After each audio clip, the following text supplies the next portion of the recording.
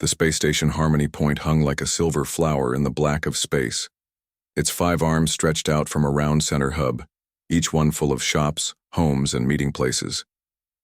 People from many worlds came here to trade and talk in peace. Ethan, Wright, was 14 years old. He stood at a large window looking out at the stars. His blue eyes were wide with wonder. This was his first trip away from Earth, and everything felt new and exciting. "Dad, look at that ship," he said, pointing to a sleek vessel moving past the station. "I've never seen one like that before." Peter Wright smiled at his son. He was tall and had the same sandy blonde hair as Ethan. "That's a Pleiadian trader. They come from pretty far away." Ethan pressed his face closer to the glass. "Do you think Mom has seen ships like that?" Peter's smile faded a little. "I'm sure she has. Your mother has seen just about everything out here." Ethan's mother was General Allison Wright, commander of the Human Defense Forces. She and Peter had split up 5 years ago.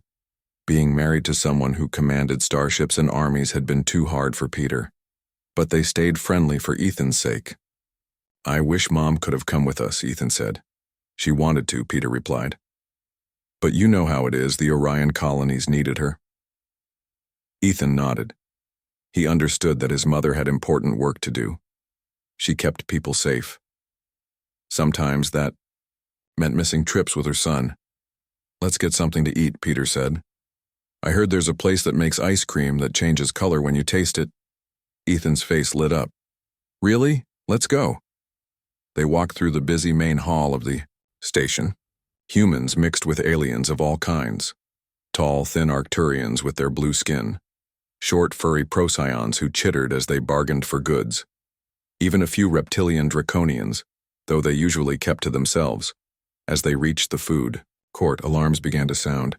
Red lights flashed on the walls. People looked around in confusion. "What's happening?" Ethan asked, suddenly nervous. Peter grabbed his son's shoulder. "I don't know. Stay close to me." A voice boomed over the station's speakers. "Attention all station occupants. This is a security alert. Please remain calm and stay where you are." Through the large windows at the end of the hall, Ethan could see ships approaching the station. They were angular and dark with red lights glowing along their hulls. "Dad, what kind of ships are those?" Ethan asked. Peter's face went pale. "Zentari, military vessels." Ethan had heard of the Zentari Empire. They controlled many star systems, near human space. His mother often talked about them with her officers when she thought Ethan wasn't listening. The Zentari were always pushing, testing human borders, looking for weakness. But this was neutral space. The station was supposed to be safe. The main doors to the hall slid open with a hiss. Soldiers marched in wearing black armor with red visors that hid their faces. Each carried a long rifle. Ethan had never seen a Zentari up close before. They were tall, with 4 arms and rough gray skin. "This station is now under Zentari control," the lead soldier announced. His voice sounded metallic through his helmet. "We have received intelligence that human spies are operating here. Everyone will be questioned and checked." People began to murmur in fear. The Zentari were not known for being gentle. "Dad?" Ethan whispered. "It's okay," Peter said quietly. "We're just tourists. They'll check us and let us go." But the Zentari soldiers were not being careful. They pushed people around, knocking over tables and breaking things. When an old Arcturian man moved too slowly, a soldier hit him with the butt of his rifle. Ethan felt anger rise in his chest. This wasn't right. His mother always said that power came with responsibility. These soldiers were bullies. In the corner of the food court, a small girl was crying. She looked human, maybe 6 years old. A Zentari soldier loomed over her. "Where are your parents?" the soldier demanded. "Are they the spies?" The girl just cried harder, too scared to speak. "Answer when spoken to." The soldier raised his hand. Before Peter could stop him, Ethan broke away and ran toward them. "Leave her alone," he shouted. "She's just a kid." The soldier turned. "Stay back, human." Ethan stood his ground. "She hasn't done anything wrong. You're scaring her." The soldier lifted his rifle. "This is your final warning." Peter ran toward his son. "Ethan, stop." Everything happened very fast. Ethan stepped in front of the little girl. The soldier's rifle came up. There was a flash of red light. Ethan felt a burning pain in his chest. He heard his father scream. Then he was falling. Peter caught his son before he hit the ground. Blood spread across Ethan's shirt. "Ethan, no, no, no," Peter cried, holding him close. Ethan tried to speak, but no words came. He was cold. So cold. The lights above seemed to dim. The soldier stood over them. "The boy interfered with a security operation," he said flatly. "Collateral damage is regrettable but expected." Other soldiers gathered around. One of them checked Ethan's pulse and shook his head. "Take the father for questioning," the lead soldier ordered. "Dispose of the body with the other waste." Peter clutched Ethan tighter. "He's my son," he screamed. "He's just a boy." Two soldiers grabbed Peter's arms. He fought wildly, refusing to let go of Ethan. In the chaos, an explosion rocked the far end of the station. The lights went out, emergency systems kicked in, bathing everything in dim blue light. "We're under attack," a soldier shouted. The Zentari rushed toward the disturbance, momentarily forgetting about Peter and Ethan. An old trader Peter had spoken to earlier appeared at his side. "This way," the man whispered. "My ship is docked on level 3. The Zentari haven't secured it yet." Peter looked down at his son's still face. "I can't leave him." "Bring him," the trader said. "But we must go now." Gathering Ethan in his arms, Peter followed the trader through service corridors and maintenance tunnels. His son's blood soaked into his clothes. Tears blinded him, but he kept moving. They reached a small cargo ship. As they climbed aboard, more explosions shook the station. "What's happening out there?" Peter asked as the trader started the engines. "Someone is fighting back against the Zentari," the trader replied. "It's buying us time to escape." As the ship pulled away from the dying station, Peter held his son's body and whispered, "I'll get you home, Ethan. And then your mother will make them pay. Every last one of them." The small ship disappeared into the stars, carrying a grieving father, a dead boy, and the spark that would soon ignite a war. General Allison Wright stood on the bridge of her flagship, the Intrepid. The massive view screen showed the green-blue planet of New Terra below. 3 Zentari scout ships had tried to slip past the defense line last week. Her forces had driven them back without firing a shot. A show of strength was often enough. Allison was tall with short brown hair touched by gray at the temples. Her uniform was crisp, and the 4 stars on her collar caught the light. Her face rarely showed emotion these days. Command required control. "General," said her communications officer, "we have an emergency signal from a civilian vessel requesting immediate landing clearance." Allison frowned. This area was under military control. Civilian ships are supposed to go through the main spaceport. "Yes, ma'am, but they're broadcasting on your personal emergency channel." Few people had that channel. Allison felt a chill run down her spine. "Put it on screen." The image was fuzzy, showing the cockpit of a small cargo ship. The pilot was an old man she didn't know. "General Wright," he said, his voice crackling with static. "I have someone aboard who needs to see you. He says he's your ex-husband." Allison's heart skipped a beat. "Peter, is he hurt?" "Yes, ma'am. He's badly injured. And there's something else. Something I won't say over this channel." "Give them landing clearance," Allison ordered, "and have a medical team meet them." 20 minutes later, Allison ran into the landing bay. The cargo ship looked like it had barely made the journey. Its hull was scorched, and one engine was dead. The ramp lowered with a groan of metal. The old trader came down first. "I'm sorry, General," he said. "He wouldn't let the doctors take the boy." "Boy?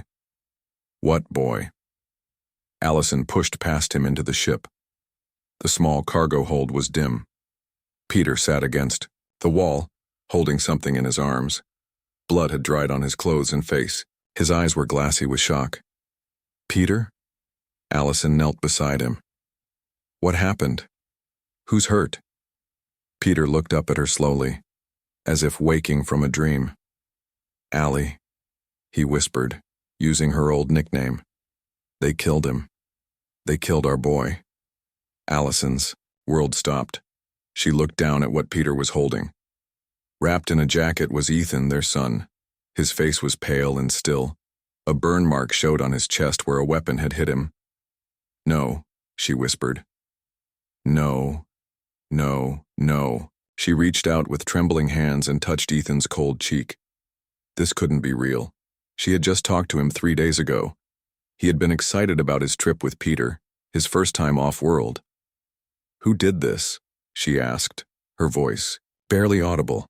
"Zentari." Peter's voice broke. "They raided the station, said they were looking for spies. Ethan tried to protect a little girl they were threatening. They shot him, shot our boy." A medical team rushed in. They tried to take Ethan from Peter's arms, but he held on tight. "Peter," Allison said gently, "you have to let them take him now."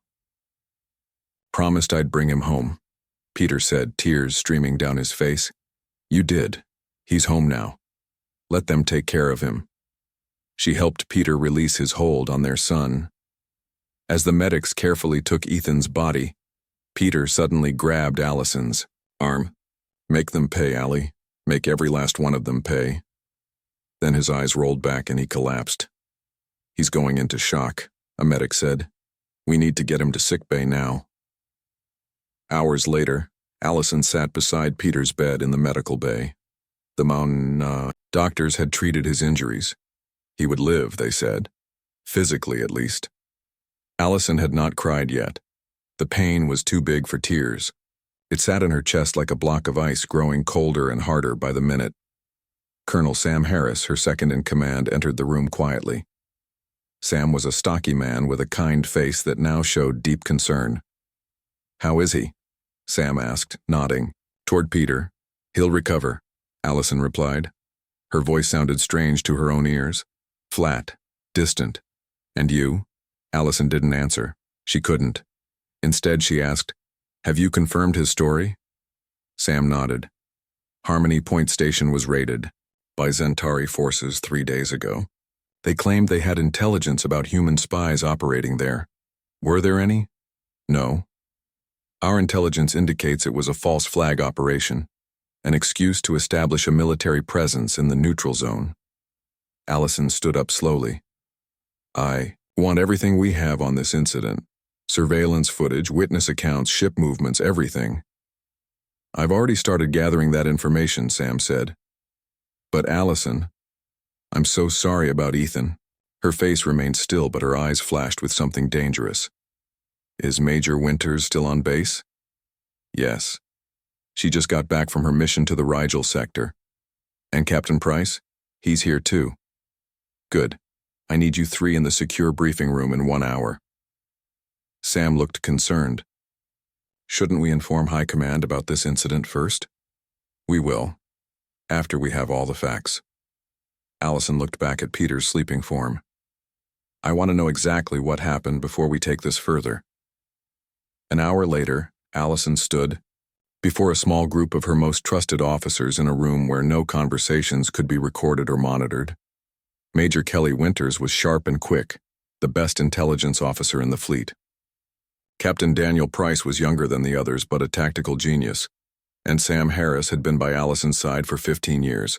She trusted these 3 with her life. "Yesterday," Allison began, her voice steady, "my 14-year-old son was killed by Zentari forces during an illegal raid on Harmony Point Station." The room fell silent. "They all knew Ethan. The Zentari claimed they were looking for spies. We know that's a lie." Allison brought up images on the room's displays. "This raid violated 6 different treaty provisions. It was a deliberate provocation. They've been testing us for months," Kelly said, "pushing a little further each time to see what we'll tolerate. But killing civilians? That's a major escalation," Daniel added. "They didn't know who Ethan was," Allison said. "To them, he was just another human. Collateral damage." Sam leaned forward. "What do you want us to do, General?" Allison looked at each of them in turn. "I want the truth. All of it. I want surveillance footage from that station. I want witness testimony. I want to know which Zentari commander gave the order. I want names, ranks, and locations." That won't be easy, Kelly warned. The Zentari will have destroyed evidence. Then we work with what survived. We piece it together. Allison's eyes hardened. I'm not taking this to high command until we have irrefutable proof of what happened. And then? Daniel asked quietly. And then we make sure this never happens again. Allison straightened her uniform. I'm authorizing a covert operation. Kelly, you'll put together a team to infiltrate what's left of the station. Sam, coordinate with our intelligence assets in the neutral zone. Daniel, I want options on my desk for every possible response scenario. The officers nodded, understanding the gravity of the situation. One more thing, Allison added. I will bury my son in 5 days. After that, we begin. The Zentari think they can kill our children without consequences. They are about to learn how wrong they are. As her officers left to carry out their orders, Allison remained alone in the secure room. Only then, with no one to see, did she finally allow herself to feel the full weight of her loss. A single tear slid down her cheek. I'm sorry, Ethan, she whispered. I should have been there to protect you, but I promise you this. They will. Remember your name. Every last one of them. She wiped away the tear and straightened her back. There would be time for grief later. Now, there was work to do. 3 months into Operation Consequence, the galaxy had changed. The once mighty Zentari Empire was on its knees. Human forces had disabled most of their military bases. Their ships stayed close to home now, afraid to venture out. Allison stood in the war room aboard the Intrepid, studying the large star map. Red marks showed Zentari territory. Blue marks showed human space. Yellow dots were neutral zones. Green marks were places where the Zentari had once been strong but were now crippled by human strikes. There were many green marks now. 70%, Sam Harris said, joining her at the map. We've reduced their military capability by 70%. Allison nodded, her face showing no emotion. And our losses? Minimal. 8 ships damaged, 2 destroyed, but the crews ejected, safely. Sam shook his head in wonder. It's incredible, Allison. No one has ever hit the Zentari this hard. They never expected us to, she replied. They thought humans were soft, weak. She pointed to a large red mark on the map. What's the status of their main fleet base at Zeth Prime? Still heavily defended. It would be a tough nut to crack. Then that's our next target. Allison turned to leave the room.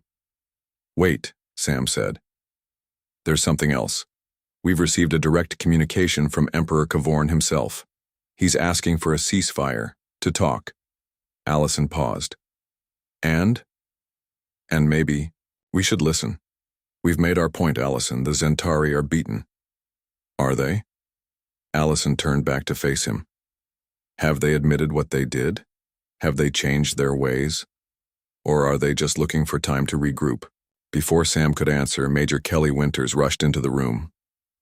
General, you need to see this. We just received it from our intelligence sources on the Zentari homeworld.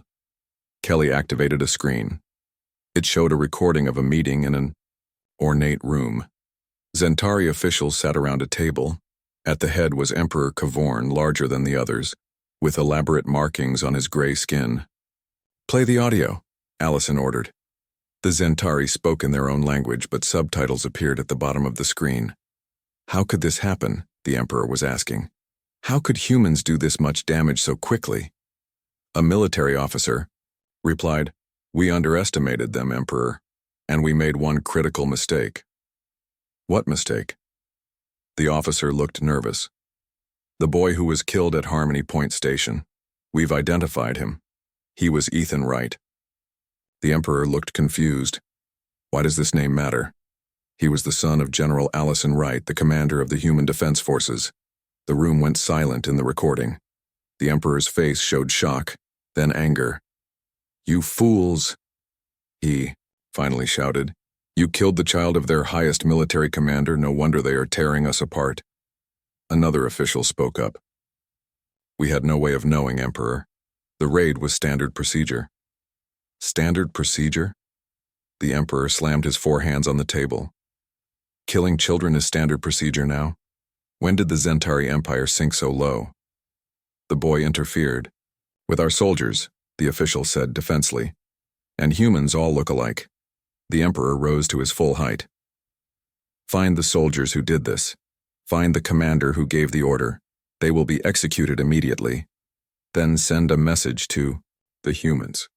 Offer whatever they want, reparations, territory, anything to stop these attacks. Kelly stopped the recording. This was 3 days ago. Their offer of a ceasefire came right after. Allison's face remained impassive, but her eyes had a dangerous gleam. So the Emperor wants to sacrifice a few soldiers and think that makes things right. At least he's trying, Sam said. That's more than we expected from the Zentari. It's not enough. Allison walked back to the star map. Set course for Zeth Prime. We continue as planned. Later that day, Allison was in her ready room when Kelly, Winters, came to see her again. General, there's someone here you should meet. A Zentari. Allison looked up sharply. A Zentari? On my ship? He defected. Came to us through back channels. Says he has critical information about the raid on Harmony. Point. Kelly hesitated. He says he was there. Allison's hand tightened on her desk. Bring him in, but keep him under guard. Minutes later, a Zentari male was escorted into the room. His skin was lighter gray than most, and he didn't have the facial ridges of the warrior caste. He kept his forearms close to his body, trying to appear smaller, less threatening. General Wright, he said in heavily accented English. I am Commander Zultarn of the Zentari Science Division. Thank you for seeing me. You were at Harmony Point? Allison asked coldly. Zultarn lowered his eyes. Yes, I was the science officer, aboard the lead ship. I did not participate in the raid, but I saw what happened. You saw my son die? Yes. The Zentari's voice was barely audible. It should never have happened, that's why I'm here. Explain.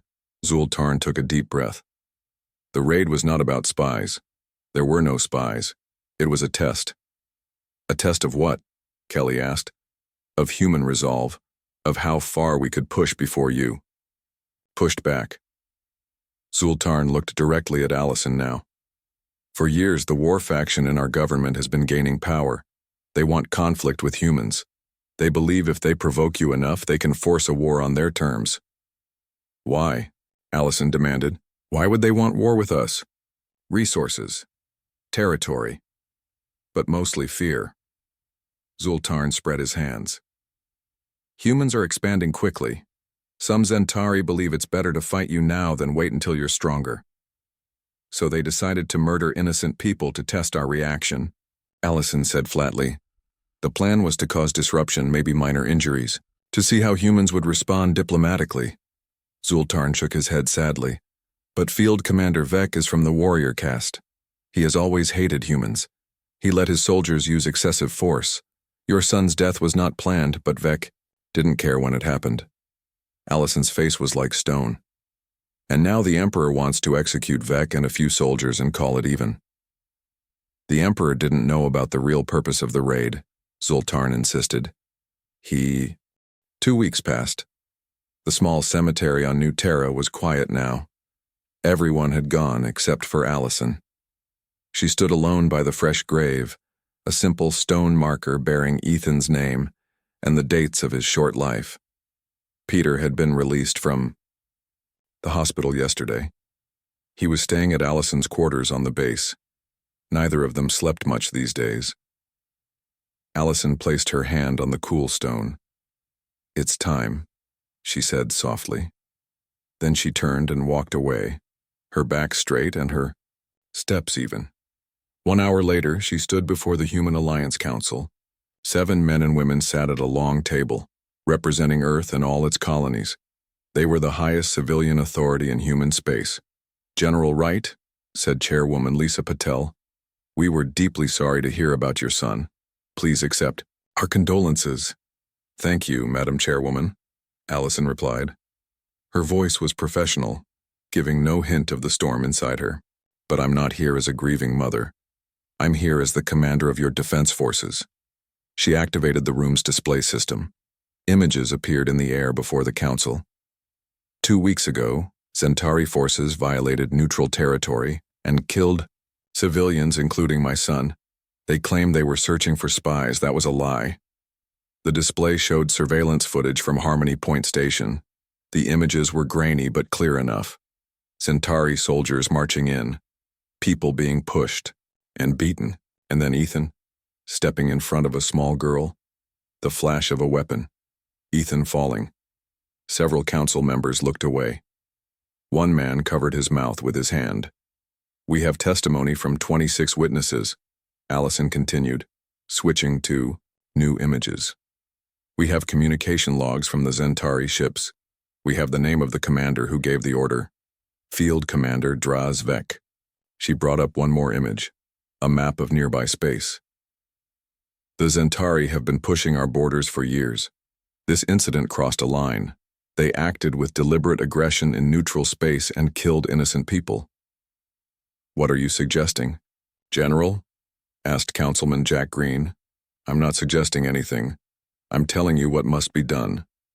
Allison's eyes were cold and clear. The Centauri understand only one thing, strength. If we show weakness now, they will push harder. More people will die. You're talking about military action, said Councilwoman Maria Rodriguez. I am. Precise, targeted military action. Lisa Patel leaned forward. General Wright, we understand your personal stake in this, but we need to be certain you can approach this objectively. Allison met her gaze steadily. Madam Chairwoman, if the Centauri had killed any other human child, I would be standing here saying exactly the same things. The fact that it was my son only means I learned of it sooner.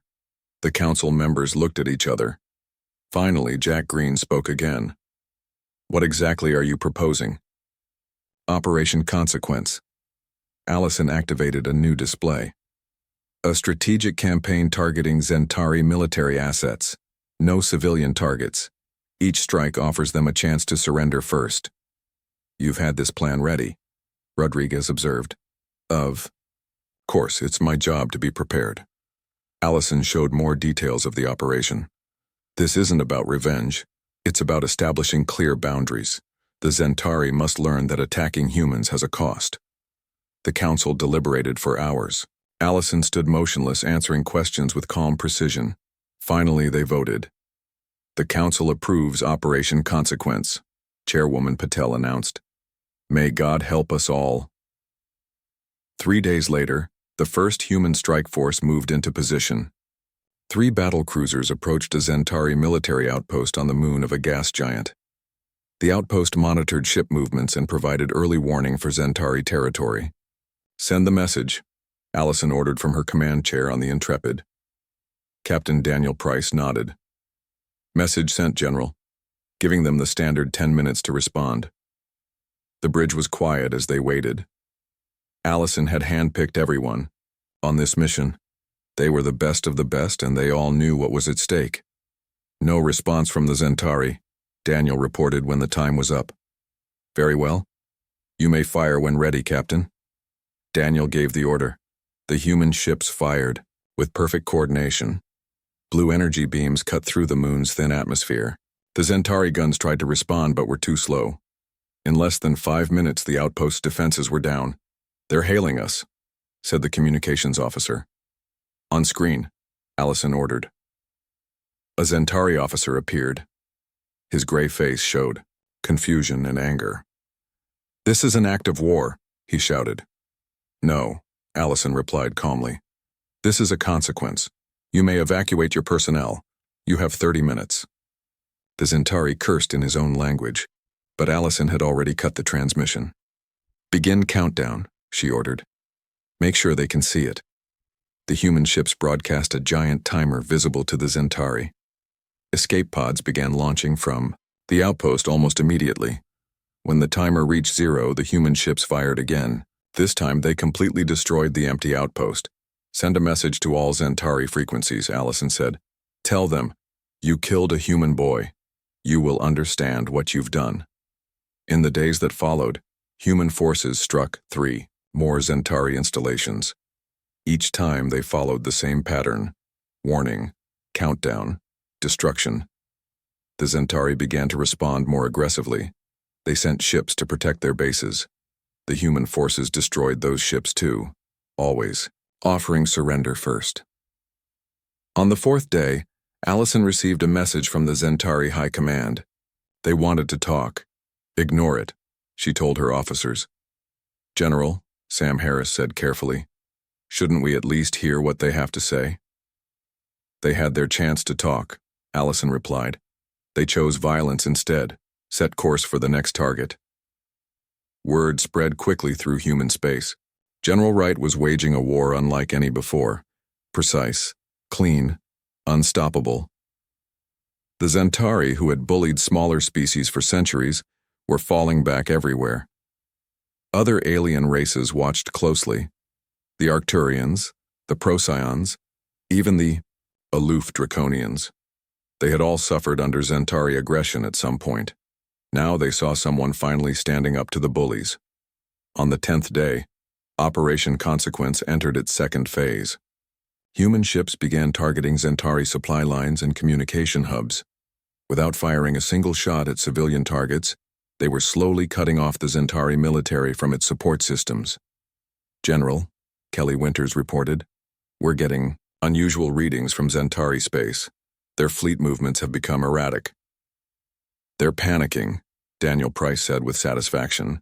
No, Allison replied. They're adapting. Keep all sensors at maximum range. They'll try something desperate soon. She was right. The next day, a Zentari battle group ambushed a human patrol near the Epsilon sector. 6 small human ships against 2 Zentari cruisers. Allison watched the battle unfold on her tactical display. Order the patrol to fall back to Rally Point Delta, she said calmly. But that will take them farther from our support ships, Sam objected. Exactly. Allison's eyes never left the display, and it will take the Zentari right where we want them. As the human patrol retreated, the Zentari followed, eager for an easy victory. They didn't notice the 2 heavy cruisers hiding in the shadow of a small moon. The trap closed. The human ships caught the Zentari in a crossfire. It was over in minutes. Send them the usual message, Allison ordered. And add this. You still don't understand. In her private quarters that night, Allison looked at a picture of Ethan. It had been taken last summer at the lake near their home on Earth. He was smiling, his hair wet from swimming. They're learning, Ethan, she whispered. Slowly, but they're learning. There was a chime at her door. Peter stood there when it opened. His face was thinner now, marked by grief. I heard about today's battle, he said. It was all over the news. Come in, she said, stepping aside. Peter walked in and sat heavily on the edge of her bed. Is it helping? He asked quietly. All this fighting. Is it making it hurt any less? Allison was silent for a long moment. No, she finally admitted. Nothing will make that hurt less. But that's not why I'm doing this. Then why? Because, if we don't stop them now, there will be more dead children, more parents standing over small graves. Allison sat beside him. The Zentari only respect power. That's the language I'm speaking to them now. Peter nodded slowly. I understand. I miss him so much, Allie. I know. So do I. Allison took his hand. For a brief moment, she allowed herself to be just a grieving mother, not a general, with the weight of human safety on her shoulders. The moment passed. She stood up and straightened her uniform. Get some rest, Peter. Tomorrow will be another long day. As Peter left, Allison's comm unit beeped. Kelly Winters appeared on the screen looking excited. General, we've got something. An Arcturian merchant ship just made contact. They say they have information about why the Zentari raided Harmony Point. Allison's eyes narrowed. I'll be right there. The pieces were coming together. Soon the Zentari would learn what it meant to awaken the full might of humanity. And it had all begun with one boy who wouldn't stand by while the innocent were threatened. Like mother, like son. 1 year had passed since the day Ethan Wright died on Harmony Point Station. The galaxy was a different place now. Allison stood on the observation deck of the newly rebuilt station. It was larger than before, with 5 great arms spreading out from its central hub. The design was similar to the old station, but everything else had changed. The station now had a name, Wright Station, and it had a purpose beyond trade. It was the first truly interspecies diplomatic center in this part of the galaxy. "Quite a view," said a voice behind her. Allison turned to see Peter approaching. He looked better these days. The worst of the grief had dulled for both of them, though it would never fully leave. "The Arcturian delegation just arrived," Peter said, joining her at the window. "That's the last group. All 12 species are now represented." Allison nodded. "Good. We can begin the conference tomorrow." They watched together as ships moved around the station. Human vessels, sleek and blue. Arcturian ships, with their distinctive spiral designs. Even a few Zentari transports, though they were smaller, now and unarmed. "Did you ever think it would end like this?" Peter asked quietly. "No," Allison admitted. "When we found Ethan's hidden fleet in the nebula, I thought there would be a terrible battle." She shook her head at the memory. "I was prepared to destroy them all." Instead, something unexpected had happened. As the human forces approached the nebula, they had received a transmission from the Zentari ships. Not a challenge, but a surrender. The war faction's coup against Emperor Kavorn had failed. Warned by Allison's information, the Emperor had moved. Against the plotters first. Many had been arrested. Others had fled to the hidden fleet hoping to carry out their plans anyway. But when the fleet commanders saw the size of the human force approaching, not just the Intrepid but 30 other capital ships that Allison had called in, they realized they couldn't win. And without the war faction leaders on the homeworld to back them up, they had no reason to fight. The surrender had been total and unconditional. In the months that followed, the Zentari Empire had been transformed. Not destroyed, as many had expected, but reformed. The military castes lost their grip on power. Emperor Kavorn, proving wiser than anyone had given him credit for, had embraced the chance for change. "General Wright," said a young officer approaching with a tablet. "The security protocols for tomorrow's conference need your approval." Allison reviewed the information and signed off on it. "Thank you, Lieutenant." As the officer left, Peter smiled. "You're still General Wright to everyone, even though you're not technically military anymore." Allison shrugged. "Old habits die hard."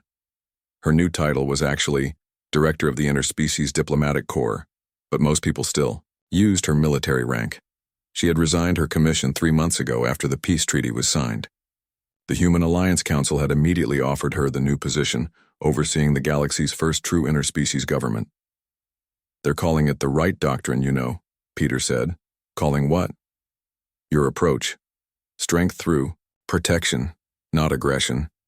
The Council has officially adopted it as human policy going forward." Allison looked out at the stars. "I just did what needed to be done." "You did more than that. You changed everything." Peter gestured at the station, around them. 10 years ago, the idea of humans and Zentari sitting at the same table would have been unthinkable. Now we're building something together.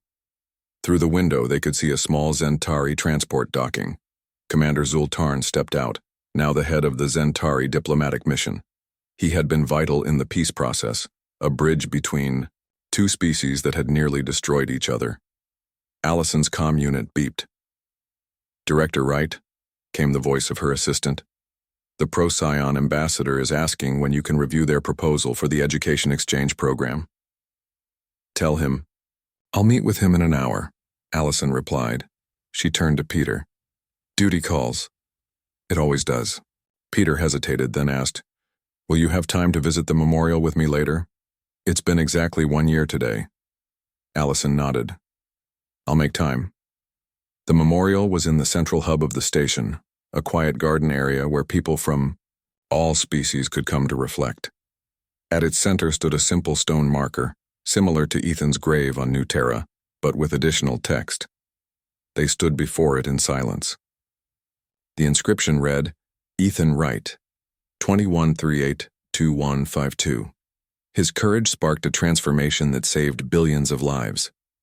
Below that was a quote from an old Earth philosopher, something Ethan had once shared with his mother after learning it in school. The true measure of strength is not how hard you can strike, but what you choose to protect. Peter placed a small stone on top of the marker, an old human tradition of remembrance. Allison touched the engraved name gently. He would be proud, Peter said softly. Of what you've built here. Of what we've all built, Allison corrected. I just hope it lasts. As if in answer to her doubt, a group of children ran past the memorial, laughing. Some were human, others were Arcturian, their blue skin shimmering. One was Procyon, small and furry, and there were 2 Zentari children, their 4 arms waving excitedly as they played. They were chasing a ball, the simplest of games, yet one that children from all species seemed to understand. They paid no attention to the differences in skin, or limbs, or language. They were just children, playing together. I think it will last, Peter said, watching them. The next generation won't remember why we fought. They'll only know why we made peace. Allison smiled at the children, feeling a small measure of peace herself. You're right, that's how real change happens. Not with grand speeches or treaties, but with children who grow up knowing a different world. Her comm unit beeped again. The Draconian delegation has arrived early, her assistant reported. They're requesting to speak with you immediately. En Brieur. My way, Allison replied. She gave the memorial one last look.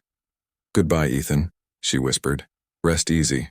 As she walked through the station toward the diplomatic section, Allison passed more groups of different species working together. Engineers from Earth and Arcturus collaborating on the station's power systems. Zentari scientists discussing agricultural techniques with human farmers. Procyon traders teaching humans and Zentari alike about their culture's art forms. Commander Zultarn fell into step beside her. Director Wright, he greeted her. I heard the Draconians arrived early. They did. Walk with me? They moved through. The crowded corridors together, a human and a Zentari, once bitter enemies, now colleagues. I wanted to tell you, Zultarn said, the education program is being implemented on the Zentari homeworld next month. For the first time, our children will learn about other species as friends, not potential enemies. That's good news, Allison replied. Change takes time, but education is where it starts. Yes, and speaking of education, Zultarn seemed suddenly nervous. I wanted to ask about the Ethan Wright Peace Initiative. I've been reviewing the application requirements. The initiative had been Allison's idea, a program that brought together young people from all species to learn diplomacy, cultural exchange, and conflict resolution. Named after her son, it was already one of the most prestigious educational opportunities in the galaxy. What about them? Allison asked. My eldest daughter wishes to apply. She's very interested in human culture. But I wasn't sure if, given our history, Allison stopped walking and faced him directly. Zultarn, the whole point of the initiative is to move beyond our history. Your daughter is welcome to apply, just like any other young person. The Zentari's face showed relief. Thank you. That means a great deal. They continued walking, and Allison felt a sense of rightness about it all. Ethan had died protecting a child from a different species. Now his legacy was bringing children of all species together. The Draconian delegation was waiting in the main conference room, tall reptilian beings with scales that shifted colors to match their emotions. They were the newest addition to the growing alliance of species. Director Wright, the lead Draconian, greeted her, scales flashing a respectful blue-green. Thank you for meeting us so promptly. Of course, Ambassador Dizan. What can I do for you? We have received disturbing news from the outer territories. A new species has been detected, aggressive and expansionist. They've already conquered 2 systems on the far rim. Allison felt a familiar tension return to her shoulders. Do we know anything about them? Very little. They call themselves the Krill. They seem to have technology at least equal to our own, and they don't appear interested in diplomacy. Once such news would have meant immediate military preparations. Fear, suspicion, a cycle of aggression and counter-aggression. But this was a new era. Contact all member species, Allison said calmly. We'll form a joint research and diplomatic team. Ambassador Dazan, since your people detected them first, perhaps you would be willing to lead the initiative. The draconian scales rippled with pride. It would be an honor. Commander Zultarn, the Zentari have the fastest long-range ships. Could your people provide transportation? Of course, Director. Good. We'll approach carefully, learn everything we can, and offer peaceful contact. Allison's voice was firm. But we'll also make it clear that the allied worlds stand together now. If the Krell want war, they'll find us prepared. If they want peace, they'll find us welcoming.